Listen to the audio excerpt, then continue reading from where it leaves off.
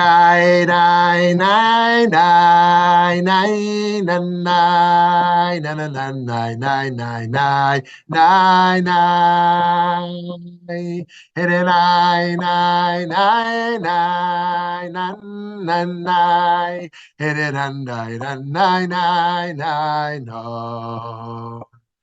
Hit it on nine nine nine nine nine nine nine nine nine yeah nine nine nine nine nine nine nine yeah nine nine yeah nine nine yeah nine nine nine nine nine hit it on nine nine nine nine nine nine nine nine nine. Shalom, shalom, friends. That's the Osei Shalom version by Debbie Friedman of blessed memory. Always appreciated that one. Hope you're all doing well. Happy 2024. Hope it's a year of good health and blessings for everyone. And this year's off to the right start. And what a better way to kick in 2024 than think about Simone de Beauvoir, French existentialist of the 20th century. So I'm looking forward to that. Let's start with a little poll question here together. Patriarchal texts in religion are everywhere, and it's a huge barrier for me. Option one. Option two, quite common, but I work around them and reinterpret when needed. Option three, not an issue. Important religious and moral ideas generally transcend the gender they emerged from. Okay, let me offer that again. Patriarchal texts in religion are option one, everywhere and a huge barrier for me. Option two, quite common, but I try to work around them and reinterpret when needed. Option three, not an issue. Important religious and moral ideas generally transcend the gender they emerge from. Okay, so let's give you another moment here. Okay, very interesting. Nobody said everywhere and a huge barrier for me. 33% said quite common, and I work around them, reinterpret them. 67% said that the most important ideas can transcend. If an idea is from a woman, it's still valuable. It makes no difference. It's from a woman. If an idea is from a man, it makes no difference if it's an important idea. So very interesting. So we will think about that as we dive in here to Simone de Beauvoir. So friends, what does it mean to be a woman? What are we to make of the thousands of years of intellectual history that have disregarded the experience of women? How are we to move forward in a society built largely on male dominance? By making us consider everything that we've inherited. Simone de Beauvoir was a revolutionary figure for the way philosophers think about human existence. Beauvoir was a French existentialist with a background in phenomenology. Existentialist philosophy rests on an interpretation of human existence in the world that stresses its concreteness and its problematic character. It's a philosophy that struggles to understand what it means to be a person in the world. Her work was wildly controversial, and it was even forbidden by the Vatican. Beauvoir had a long romantic relationship with Sartre, who we already discussed, but she never married and never had kids. Beauvoir was a pioneering second-wave feminist philosopher, her famous book being The Second Sex, published in 1949. Beauvoir saw that philosophy, for almost all of its history, was done from a male perspective. Philosophers who were men used the word man as a substitute for humanity, much like the way the Hebrew word Adam, which can refer to a person of any gender. But in doing so, they had a tendency to see men and not women as representative of what it means to be human. This, she saw, was obviously a flawed way of thinking. It leaves out most of the human population. By seeing men as the standard, she argued, women are viewed as equal only in areas in which they are deemed to be the same as men.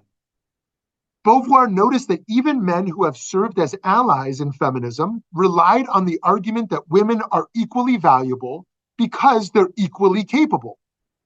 Even for them, the source of female dignity came from women being able to do the same things as men. And so Beauvoir pointed out that men and women are different biologically. This makes much of the prior philosophical canon flawed because it ignores the fact that women exist in the universe differently. Whether we're talking about the relationship to the body to others, or to the world. Women have phenomenologically different experiences and spheres of consciousness that are dependent on the social structures that define femininity.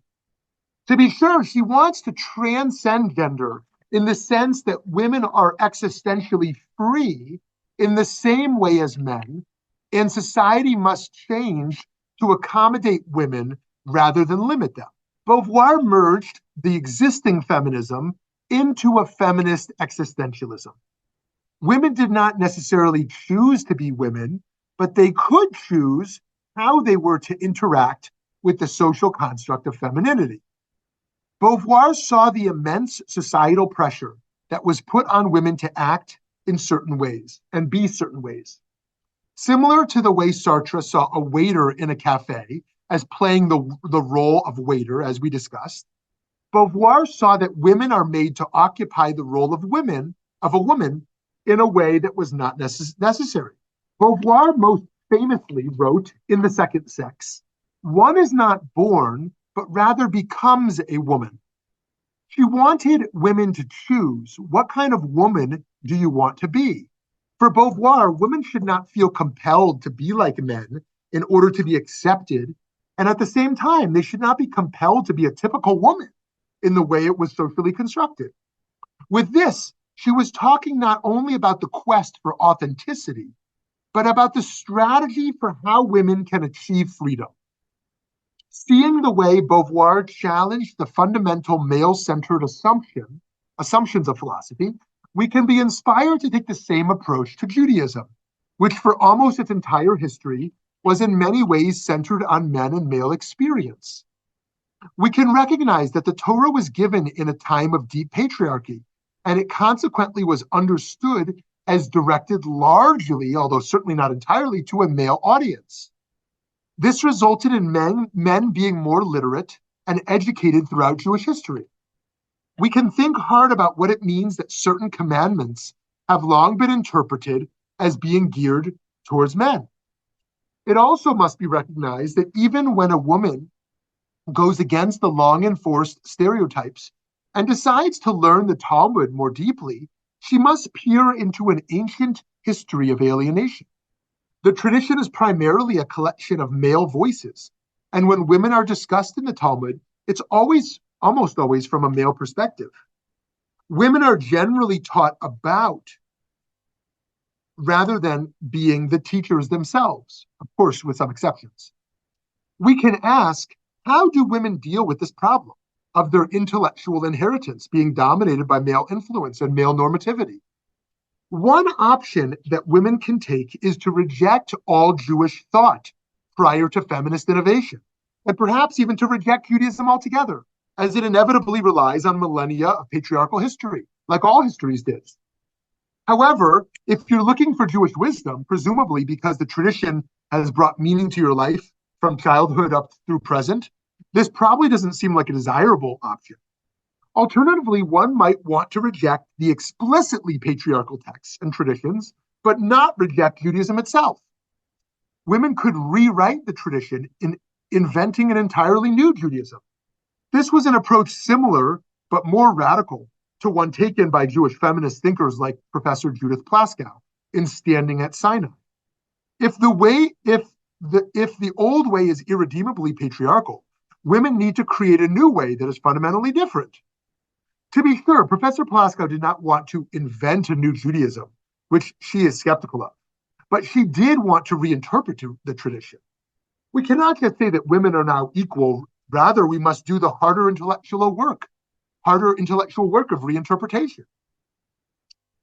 In some ways, this may be even harder for Christians, where gender is inextricably tied to divinity, with a father and a son, right? In ways that Judaism doesn't have a gendered God, although language is gendered. If the tradition writ large was shaped through a male lens, then it must be reimagined as well. And so another related path to take, one we can call egalitarian, might be to reinterpret and retranslate all that's been given to us. We can understand God to be gender neutral, and we can understand the commandments to apply to all people equally. That way, women can be brought into the male-centered system as equals. A more traditional option is to uphold all that can be developed, all that had developed under the old system, in which men studied Torah, were the arbiters of Jewish law, and performed the majority of mitzvot in synagogue and elsewhere, while women received little in the way of religious education and had their religious life limited primarily to the home. We can maintain the authenticity of the tradition and build a new feminist path on top of what was already existed. This would be the approach advocated for by Tamar Ross in Expanding the Palace of Torah, Professor Tamar Ross. Here she writes about how important it is for Orthodox feminists to retain some sense of gender difference. She wrote, for the Orthodox feminist, the Jewish element in her feminism is not merely a description of the nature of the burden of tradition that she must contend with in order to achieve equality. Due to the more complex nature of her commitments and loyalties, she will not be inclined to view the tradition conception of gender as a totally negative affair. Many aspects of her womanhood are cherished elements of her self-identity and communal attachments, or serve as signifiers of other values that she has internalized. For her, the sanctification of differences between men and women in Jewish tradition is corroborated by her sense that such differences bear true benefits despite the risks. So here, Tamar Ross is offering us the idea that from a more traditional feminist perspective, that there is an asset, not just a loss, to the gendered notion of Torah. And there are aspects of Jewish femininity that emerge traditionally that are valuable, not to be abandoned. It's not merely a one-sided history of patriarchy. There's also very positive elements of being a Jewish woman that have been inherited that we most certainly don't want to rewrite or reinterpret, even though there's a desire for more engagement and leadership. The Orthodox feminists might make halachic arguments for expanding women's leadership and women's participation in rituals, but not necessarily by making egalitarian claims. The goal is not equality. The goal is different, but more empowered leadership. The claims might be about pathways to serve God or about the search for meaning. Of course, different Jewish feminists will choose differently, but regardless of how we go about moving forward in a more equal world, we learn from Beauvoir that it is not enough for a Jewish feminist to only be an intellectual critic. From a distance, we cannot merely critique what exists. The task upon Jewish women is to choose what kind of women they want to be. And the burden on male allies is to provide non-judgmental space for women on their journey of repairing the Jewish tradition to one that honors the dignity and spiritual growth needs of all people. So to be sure, Jewish feminism and feminist critique is, in its most robust form, not just about helping women. Feminist critique can help reveal modes of domination and oppression that affect all Jews. And by becoming active contributors to the tradition, women can help shape it in transformative ways, perhaps even redemptive, in that they can resolve problems long thought unsolvable from a more limited perspective. Naturally, this rethinking is also a gift to Jewish men who will learn they need not be compelled to conform to a narrow or common perception of masculinity. Rather, creative options are always open to how one might be a man as well. Men will have the opportunity to discover what it means to be a Jewish man in a way that is meaningful to them rather than just, through conformity. As the rabbis explain, there is no person that has not their hour, and from Pirkei Avot. Each person we know is created for their own purpose in the world, and not simply to conform to the expectations of others, including notions of femininity and masculinity that were passed down to us by others. We are each here to pursue a life that is authentically meaningful to us. Beauvoir teaches us that gender is not a small issue in philosophy and religion. Each of us has the task of truly journeying in the best way to live our role in the world, for the sake of equality and liberation, and for the sake of our souls and spiritual journeys. As Beauvoir wrote in her book, The Coming of Age, I am incapable of conceiving infinity, and yet I do not accept finity. I want this adventure that is the context of my life to go on without end. So, friends, to conclude, we see here what it means to be a person who does not accept a predetermined life, but who sees life as something that must be taken on and discovered by each individual. As just a final point, in line with the tradition of Musar, that part of the Musar, that the ethical character development movement, might ask us here to do some of the hard work of embracing cherut, freedom, and the responsibilities that come with freedom to decide, well, what religion am I? What culture am I? What gender am I? And what authentically am I? And based upon my freedom, what responsibilities do I take upon myself, right? To say one is secular might give birth to certain moral responsibilities. To say one is Christian or Muslim or Jewish gives responsibilities both to potentially challenging that community, but also towards supporting that community.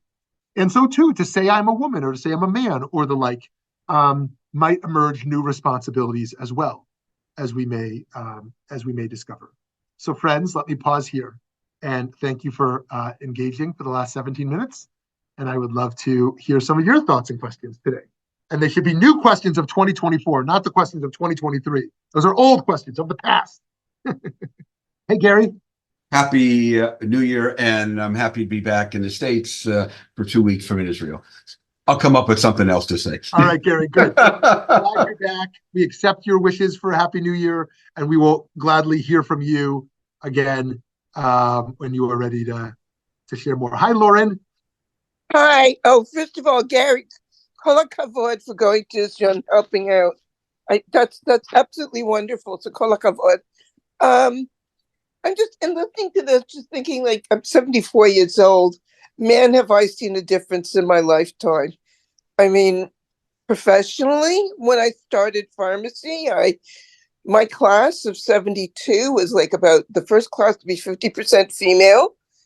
Now it's mostly female. How many female doctors did I see when I, first started working? And it's not unusual now.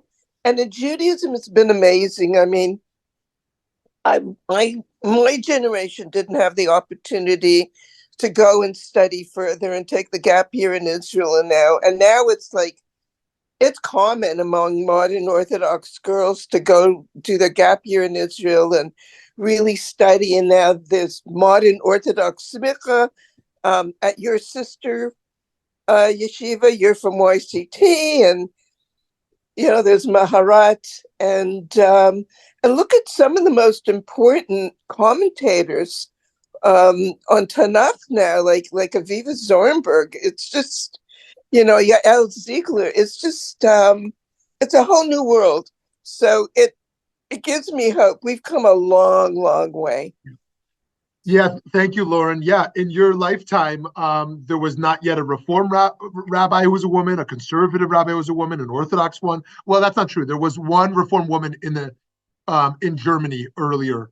She's not very talked about. People think that Rabbi Sally Priesand is the first, but really she's the second out of the Reform movement. But yeah, basically, and forget even just rabbis, just the access to learning, as you're talking about. Massive developments over recent decades. And, in addition to the conversations around political changes, communal changes, biases that people have on the political level, communal level, societal level, I think where Beauvoir moves us in addition to those conversations is this existential question of what will I choose to be, right? And with my full authenticity. And so one might say, oh, I'm a real Jewish feminist because I studied Talmud, and women couldn't study Talmud for millennia, right? Or for centuries. But that's also, Beauvoir would push back against that. She'd say, oh, to be a feminist is not just to do what women weren't allowed to do for centuries. That's just another form of conformity, right? You have to decide, is that what you are meant to do, right? Because I know women who started studying Talmud and like, actually, I just don't like this. Like, this is just not what I enjoy. I'd rather study Tanakh or spirituality or prayer or something else. So like, some people think that to be a feminist, I need to be a scholar of Jewish law and Talmud. And for some, that's great. And for others, they don't need that. Just like the same conversation for men. that who feel like there's one way to be a man or one way to be a male feminist or whatever the case is, right? How do we not only have human authenticity, but a unique authenticity that's attached to our gender as well? So anyways, Lauren, thank you for celebrating that progress and for raising some of those questions as well. Okay, we're over to Ed, and then we're back over to Gary. If you would clarify something on Simone, you said that she never married, never had kids. But I thought that there was this whole issue that she was totally against marriage. Ed, that's a great question. I can't speak to that. Maybe somebody else here can. I've definitely heard what you're saying. I just haven't read enough to say definitively what her position was. And is that just something you heard, or that's something that you read about? I read about it, but it's not like a valid source or anything like that. The part that I don't recall, and maybe someone here does, is whether she was opposed to marriage for herself or whether she was opposed objectively to the institution of marriage. The way it was posed was she was against the institution of marriage for both the benefit of women and men. Right. I've definitely heard that. And I just don't know if her view ever changed or how her view developed. And I mean, just to flesh out that viewpoint, and this is why feminism has been threatening to many people, certainly at a time period like that, because they felt like the conversation of break the patriarchy, that conversation, or fight the man, was not simply we want equality, but a sense of shaking up the foundations of society that are cherished, right? And so you can imagine the Catholic Church or the Jewish institutions being very uncomfortable with radical feminism because they say, wait a minute, we are family-centered, we are marriage-centered. If you want to challenge that very foundation, then this is not for us. And and I myself would share that critique as such. Now, do I think that the institution of marriage has had its major problems? Well, certainly. Marriage has been a limiting factor for many people in many ways. That said, I'm someone who embraces family values and embraces the positive. Thanks, Aglaia, for weighing in on that. Understands the virtues that emerge, going back to Musar, the virtues that emerge from marriage, of loyalty and of devotion and of what can be developed in building a home. And sadly, some of those values have been lost today, where too much emphasis is placed on looks or on romance or on the whims of the heart and the like. And so how do we kind of return to that? So, but can we have our cake and eat it too, is a question I would throw out to us. Could we liberate marriage of its confinement in ways that Beauvoir may have wanted to do, and yet still salvage kind of what's most cherished there? Ed, do you want to weigh in on that a little more? No, that's perfectly fine. I Thank wanted to know what your thoughts were about that. And the last thing I would say is that I can't say anything about her view on parenting, but I presumably think that like marriage was limiting for women, that she thought parenting was limiting for women, that the bulk of the burden of parenting will fall on women, that will hurt their careers, that will hurt their general happiness. And even though women may have an innate desire towards parenting on some level, that the way society has structured it will be very limiting. And so I don't think she's calling for an end of the human race, but I wonder I'd be curious to know what her views were of parenting itself. Just reading Aglaia's point here. Okay. There's allegations that she sexually abused younger women. Interesting. I wasn't aware of that. And I'm curious to hear other people's views on this. I have a mixed view of allegations after one's life. I don't know if those allegations appeared during her life or after. Oftentimes there's famous people who allegations emerge after they're alive. They can't defend themselves. I both want to honor the victims and their claims and also feel that people should have the right to defense. And that's kind of a difficult issue. In any case, that's interesting. So thanks for weighing in on that, Aglaia. I'll jump in. Oh, great, Alex. Great. I know I'm usually quiet and prefer to just listen to all of your ideas, but found this class in particular just so interesting. And I just wanted to share a resource out of Pittsburgh. Maybe you all have heard about it, maybe not. But there's a woman named Danielle Kranjek, she was the senior Jewish educator at Hillel. I'm not sure if she still holds that position, but she came up with a test called the Kranjek test that challenges educators or rabbis to when they're creating source sheets, if there are more than two sources, at least one should be from a non-male voice, in order to try to amplify women's voices and share more diverse opinions. So just thought that fit in nicely to this class. Love that, Alex. That's such a great challenge for all of us, and certainly me. And I've been aware of that. And when you're teaching traditional Jewish texts, it can be difficult. But all the more so to bring in more modern and contemporary women's voices. So important. And so thank you, Alex. That's and at Valley Beit Midrash in particular, this ought to be something we really raise up. And then the question emerges: how far? How do we keep going with that? There are people who want to ensure we have more representation from people of color in texts. People want to be sure there's more representation with, people with different abilities, and also different sexual orientations, and even the Gentile voices. And so the baseline ought to at least be, given that, over 50% of the population be women. And the question is, how do we keep going to make sure that the voices we bring into learning are not monolithic and not limiting? One of the things I think people want to see when they walk into a church or synagogue or the like is there somebody else who looks like me here?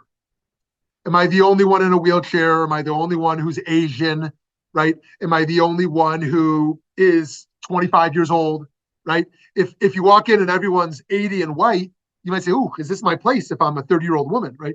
And so too, in learning, people might want to say, is my voice in any way kind of represented here in the conversation? And that's something interesting for us to unpack, psychologically, about how we experience that as well, the kind of communities we join and what makes us feel included, and how we ourselves make others feel included in spaces that we're a part of. So Alex, thank you so much. Okay, Gary, yes. Hi, welcome back. Thank you. Wi-Fi issues.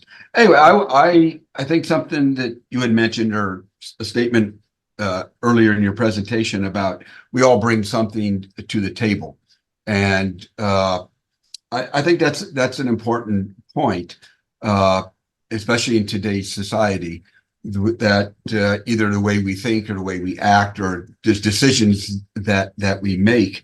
The thing that has bothered me most, and I'm probably more critical than the rest of the group of people that consider themselves Shomer, Shomer Shabbos, on the right side, where women and men, for that matter, are never given the opportunity to develop or to look at other cultural models, such as more progressive, that they're so shielded that they continue to live the same culture over and over for not just one or two generations, but multiple generations. And that minimizes, I think, their ability to open their minds to think about not just old times, but modern times. And furthermore, the way they look at the rest of culture and society, or down upon us, because we've opened our minds to say that everybody has, as I said, something to bring to the table. And I've mentioned before, I have friends on both sides, right and left, and I go to my friends' homes on the right, and they have totally different texts and books on Judaism than I have, and we have difficulty even discussing issues because they're not even open to reading those texts or those ideas. So, and the second thing, I got cut off with the liberation of marriage. I'm sorry about that when Ed was mentioned, but But I think in today's society, I think marriage has been a lot liberated. No, we have not as much as maybe all of society, but families do decide how they want to liberate or not liberate their marriages.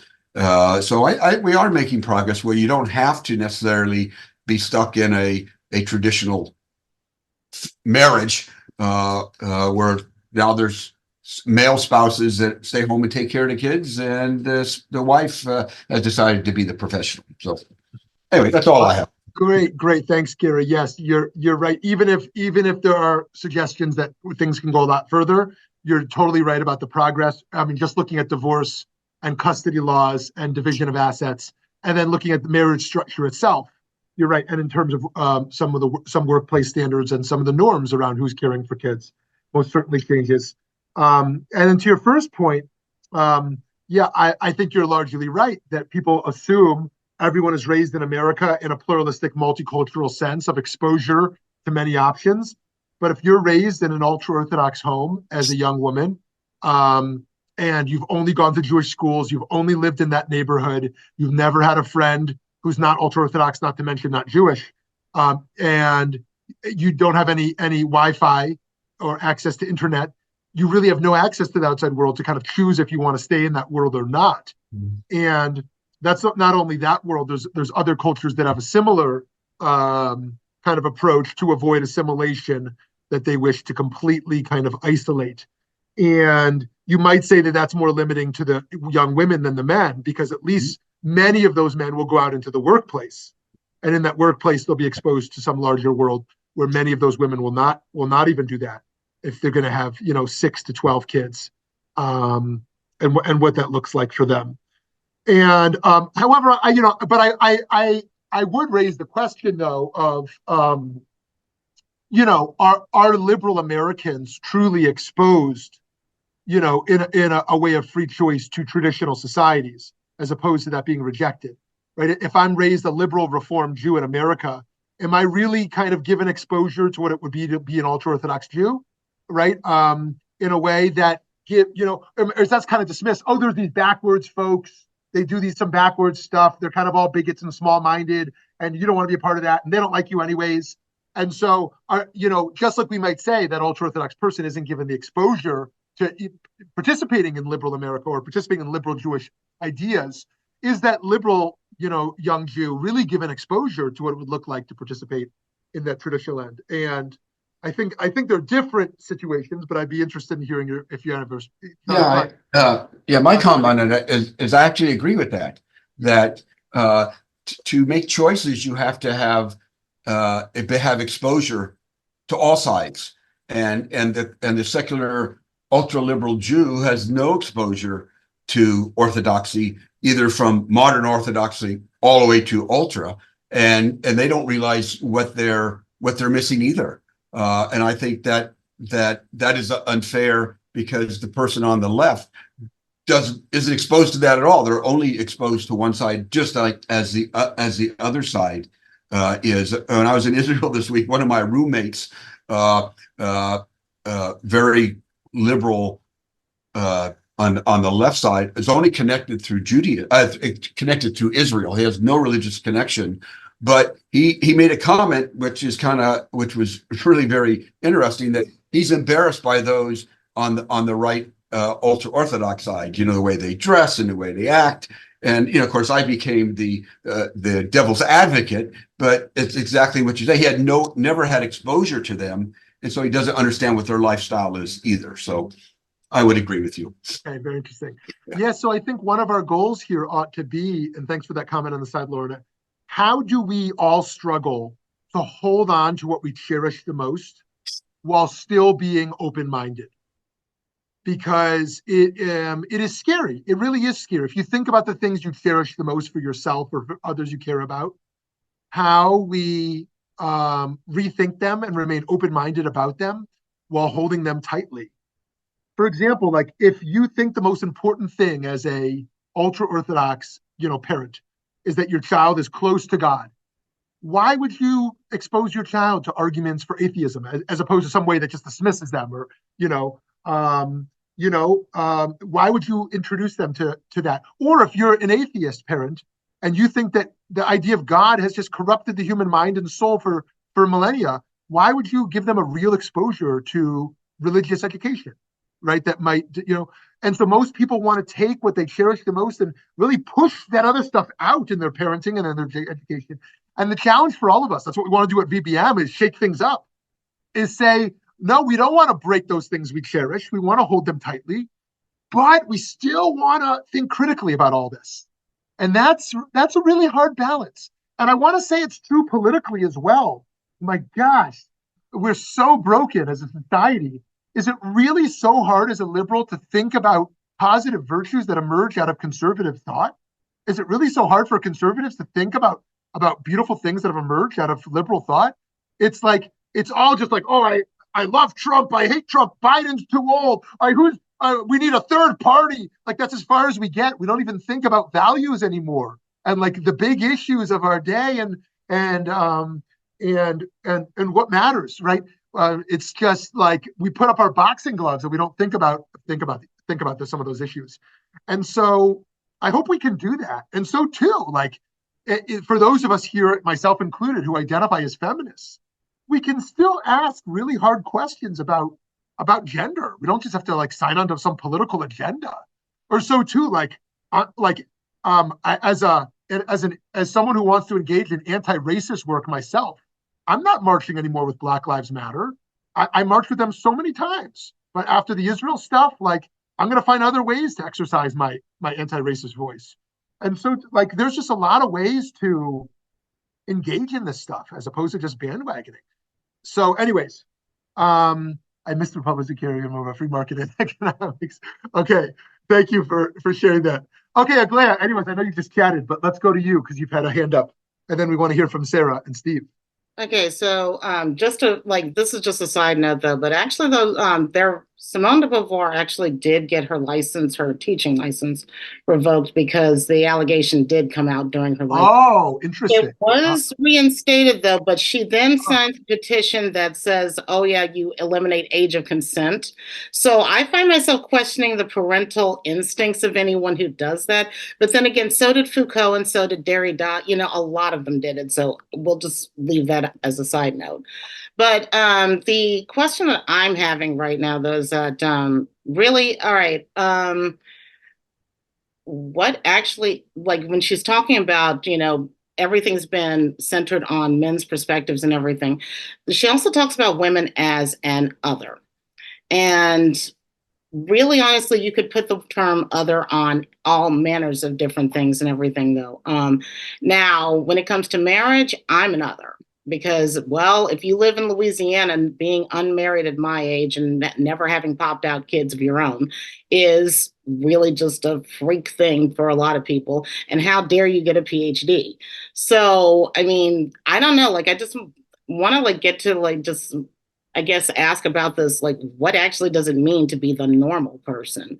I've never been normal. I think probably a lot of people here can relate to not being normal. So what does it mean to be the normal person? Totally. Awesome, Aglaya. Thank you. Yeah, thank you for the points around abuse and consent. Yeah, I mean, to be sure, our understanding of age has radically shifted over recent years, but I'm not giving a pass at all.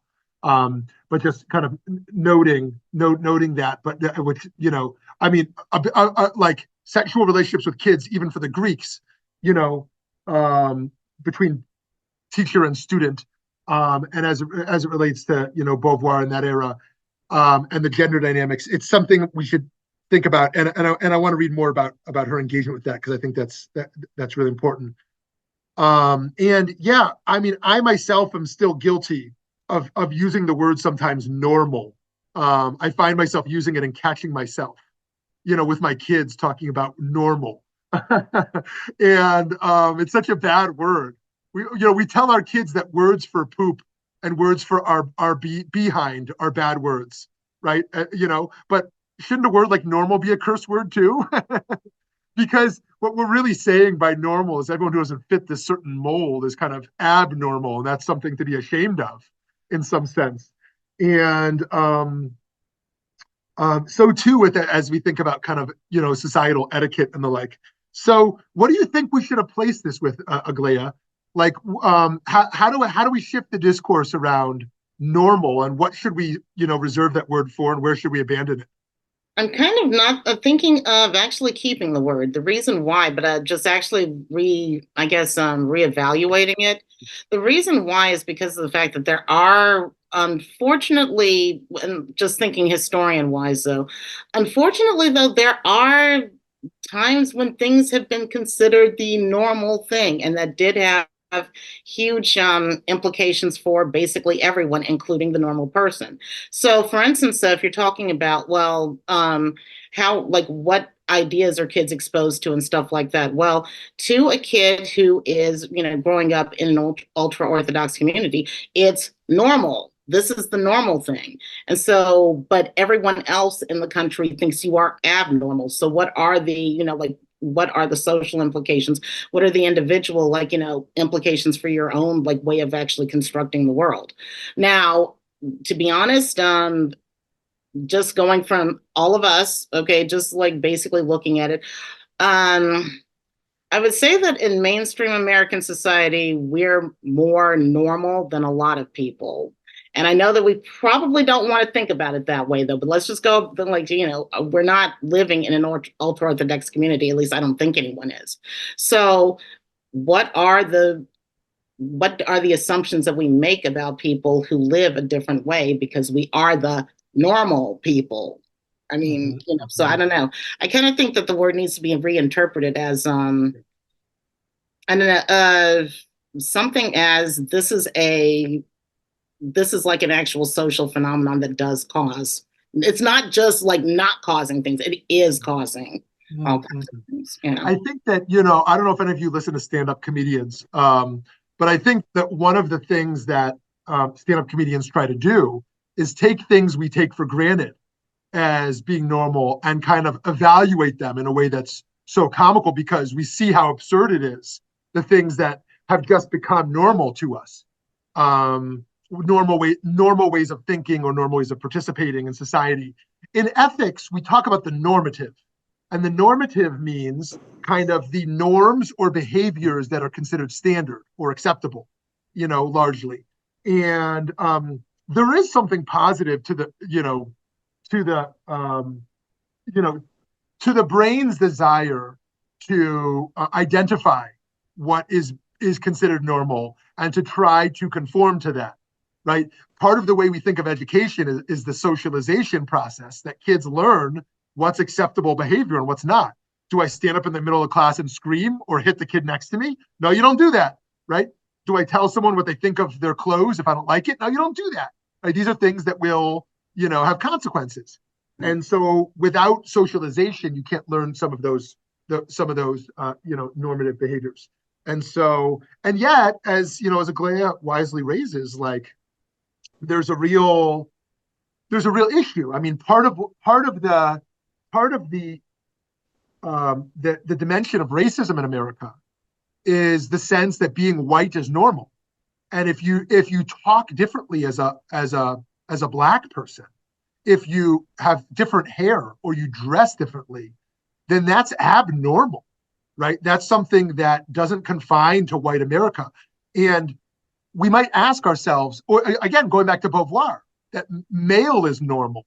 And that which doesn't line up with kind of a male way of being might be considered unprofessional in the workplace, or might be considered abnormal, right? And so that's something, again, we should all just kind of think about today as we're interacting with things. What's considered normal, and why is that? Yes, Ed, hop in here. I'm sorry. Yeah, please, I just wanted to inject a little, I guess, a bit of philosophy, if you will, that I've heard. And if you have a choice of two, you are facing a dualistic issue as presented. It's either got to be true or false. It's got to be yes or no. It's got to be good or bad. It's got to be normal or abnormal. And that philosopher basically said, if you're posed with a dualistic choices, that is two, you have a false dilemma. because that doesn't exist. What exists is everything in between. Like Musar would say, this is the definition of loving kindness. And they had a tough time trying to describe that. But so they used the radical different end and said, this is not loving kindness. And how are we then supposed to act to be a good person? It's going to be somewhere in between. And it's going to be situational. So you end up having to define it yourself. And we typically say, okay, well, that's normal then. Everybody else that's even the slightest away from that is abnormal. So I think you run into this false dilemma if you're trying to define truth versus false, good versus evil, without considering that there's an infinite amount of points between those two extremes. And I think it's good to have to struggle with that. On the other hand, I don't know as you could say then that this is bad or this is good and make that judgment on somebody else. You can maybe say to yourself that, well, that wasn't my standard, so maybe that's abnormal.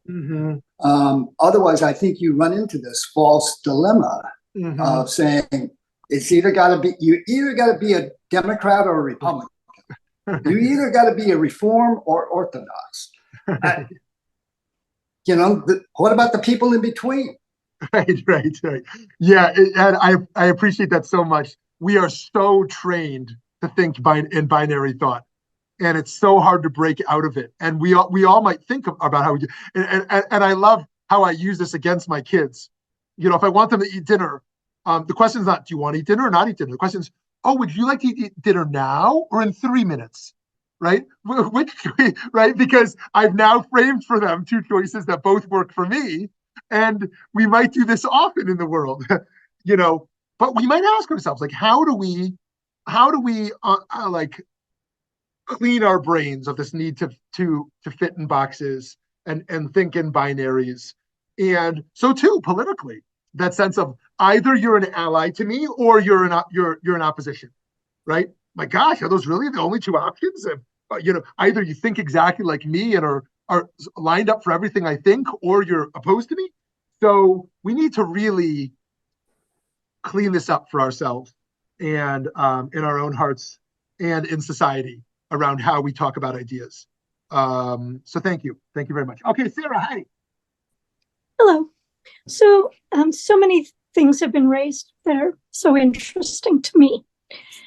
We'll go from what Ed was just saying about binaries and why do we need them? Well, it's comfortable. It's easier. We aren't challenged to actually think or expand our universe.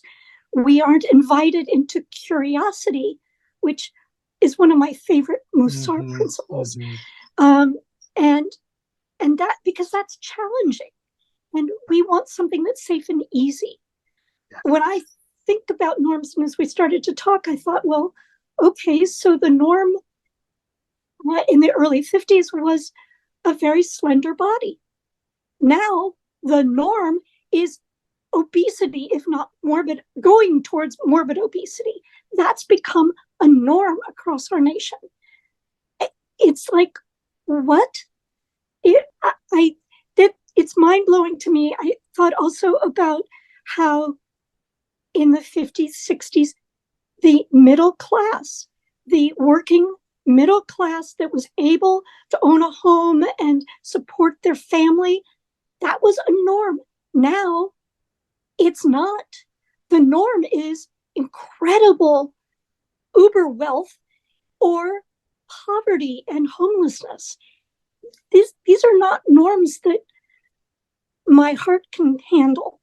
So norm is not something that I'm going to buy into.